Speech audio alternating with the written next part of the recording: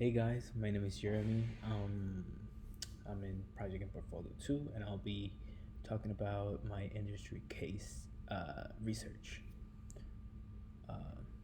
First things first, this is Gabi Music. Gabi Music is one of the pioneers of mixing and producing in reggaeton. He's now a revolutionary producer. So one of my plans after I graduate is actually working with him. I actually have a very good connection with him. We've been friends for a couple of years now. So one of my plans after I graduate is learning from him how to become a mix engineer, learning all the reverbs, delays in a more depth way, and working with him as an assistant. That way, I can eventually, fingers crossed, I can become myself a mix engineer in the future. Um,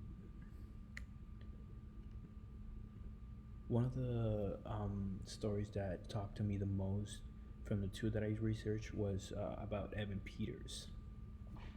Evan Peters was spoke to me about him that he's an A&R.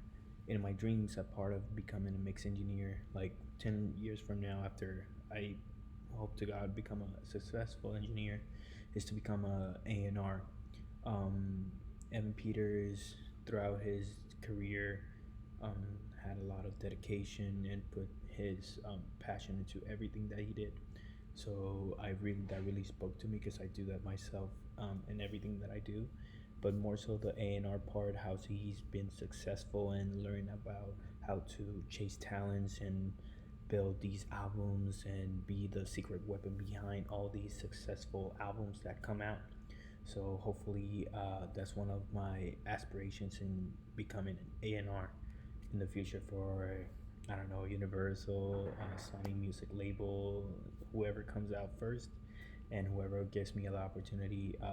Hope to God in 10 years, would like to become an A&R executive.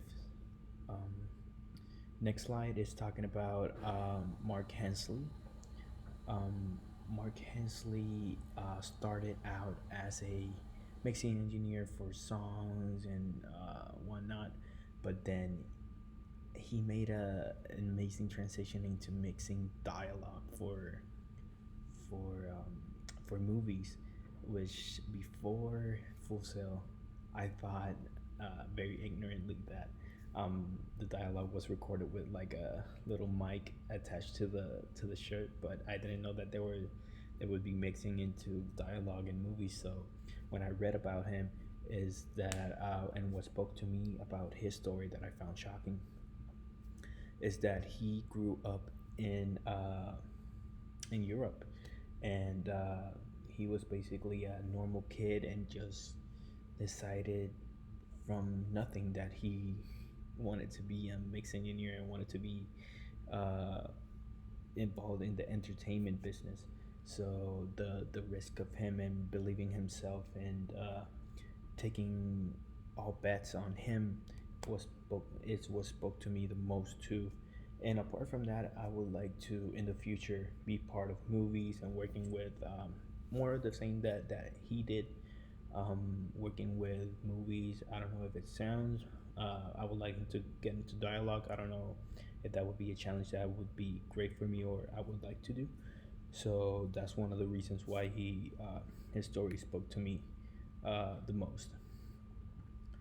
One of the uh, jobs here that I would like to do that will get me into um, becoming a mix engineer in the future is first things first is becoming a system mix engineer. I think that I've seen from people who are good and learn and know almost everything about how the my business or engineering is run will help me in the future gain all the skills available for me to become successful in engineering. Secondly, audio lead. Audio lead is basically becoming the audio lead or audio engineer responsible for creating sounds for games. And I think that making sound design and adjusting the sounds to a very specific moment, etc., will help me gain even further skills for me becoming a mix engineer. And lastly, one of the jobs that will help me in the future will be front of house. Front of house, I think that will help me the most, seeing how people react to certain musics, how different uh, songs sound different in different areas or different PAs, for example. And I think that becoming a front of house engineer will help me see what how people react, and will help me in the future if I want to produce and how to mix for specific areas as well. So that with that being said, that comes to the conclusion of my presentation. I hope you guys liked it, and I'll see you next time.